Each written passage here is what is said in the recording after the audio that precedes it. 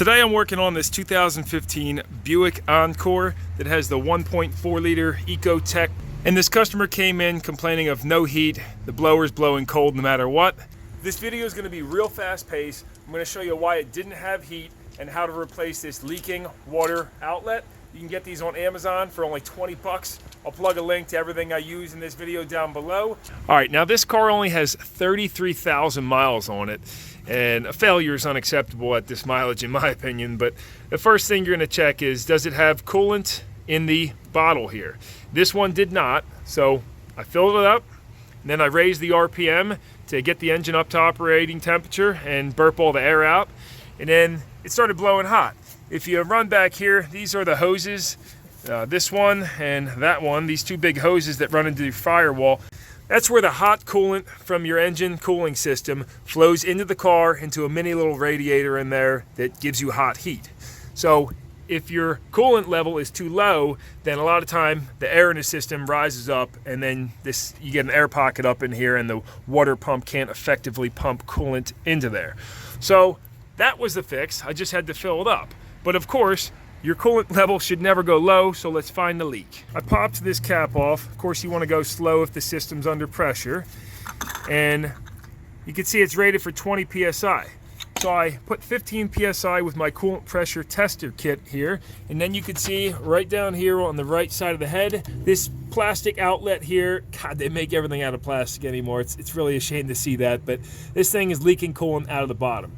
Now, of course, it could just be the O-ring between the head and this outlet leaking, but I don't really care, because if you go online, you can get this whole coolant outlet housing with the sensor made by AC Delco on Amazon for like 20 bucks. That's what you do. You don't replace just this O-ring on the backside, because chances are when you go to pull these hoses off, you're gonna end up breaking this plastic, and yeah, 20 bucks, can't beat it. Anyway, here's how you replace it real quick in a nutshell. The first order of business, if you don't want to make a mess, is draining the cooling system. Of course, you don't really want to do this when the engine's hot either, but if you come down below it and you remove this here cover, it's held on by 10mm bolts, there is a petcock down here that you can drain it into a jug. But I'm not gonna do that. I'm just gonna shove this under here to catch the coolant. And you can also use something like this extender right here if you really don't wanna make a mess, just to catch all the coolant.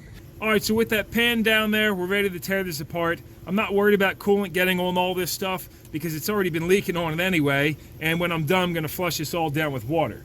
You can start on this hose here, taking a pocket screwdriver, and you push in on the back side of this, push that in, and then pull up and wiggle. You can see coolant's coming out of there now, so make sure you depressurize this system before you take any of these hoses off. And you can see how this one works. I really hate these connectors, but on the back side you push this and these two tabs spread out. These get really brittle and dry when they get old. Next one, we can just use some slip joint pliers, get that spring clamp off there and slide the hose off. And look at that, I didn't even need the extender. You can see all the coolant's going right in there. Again, we're gonna wanna flush this down real good with the garden hose when we're done. Otherwise, you'll have coolant sitting on the exhaust and smelling real bad, and you don't want that. All right, next we got this oxygen sensor clipped on the back of here. It looks like whatever holds this in is already broken. But to disconnect it, you take this red piece here, slide that back, and then you push in right here. You can slide that apart, get that out of the way. Now I've got a 7mm socket on my Milwaukee M12 ratchet. These things are great to have. I'm going to take this clamp off on the air inlet. And then rock your air inlet hose loose and pop that out of the way. Then underneath of it, we got another hose clamp. Could use hose clamp pliers for this too, would make it a lot easier. A hose pick like this can really come in handy sometimes for getting these suckers off. Just make sure not to damage the hoses. One more hose up front here. And then one more electrical connection. Just squeeze in on that, slide it back. Great idea to put some dielectric grease in any of these connectors. And if you get coolant in them, make sure to blow that out. All right, that was easy. Now we're ready to unbolt the housing. You can see it's held on with 3 of these E11 bolts. So that's a special socket, looks like that. It's basically an inverted Torx.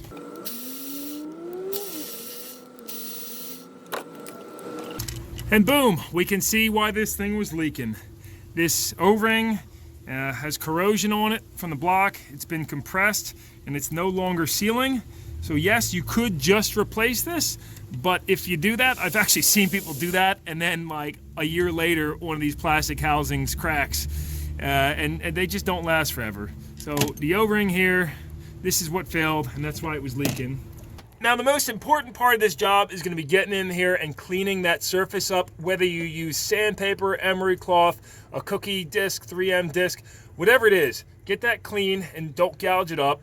And then I really recommend rubbing some grease all over that surface. Don't use silicone or anything like that, but I like to rub some grease on that aluminum block, and that way this new O-ring can seal pretty good on there, and that'll help reduce the corrosion.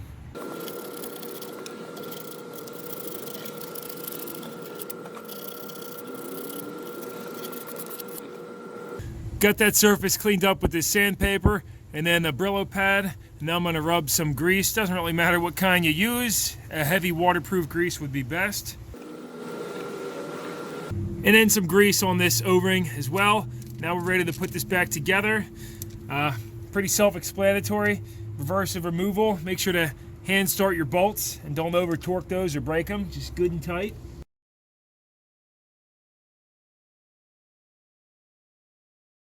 This top one has an O-ring in here, so it's a good idea to rub a little grease or coolant on that O-ring, just a touch in there, and that way when you push this on, you get a nice seal that's going to last for a long time. Should click when you push it on.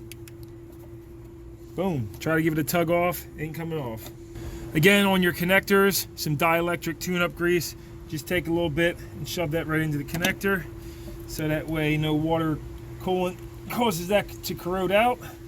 Once you have that all back together, double check all your hose clamps are seated properly, everything's hooked up, and then take yourself a couple gallons of water and flush down the entire area. Make sure you get all that coolant out of there. Then go ahead and take some new antifreeze, fill the coolant bottle up to the appropriate level, and start her up. Now we want to burp all the air out of the cooling system, so set your temp all the way up, put the blower on high. And then I like to wedge a rod in between the gas pedal and the seat to get the RPMs up to about 2,000. And let that run for about 10 or 15 minutes. You can see all our water's burning off of the exhaust, and you can see all the air coming out of that top hose in here. It's really a good idea to let it run until your radiator fan comes on. And this one's already blowing nice and hot. And you're done. I hope this video helps you out. I know I was speaking really fast and running through it quick, but it should have all the necessary information you need. Make sure to give it a thumbs up, maybe leave me a comment or toss me a subscribe if it does help you, because I greatly appreciate that kind of stuff. Check down below for all those other parts I used. Here's where I'm going to leave you hanging. This is KZ Guy 2 here, No Nonsense Know How, and I'll see you next time. Thanks for checking me out. See ya.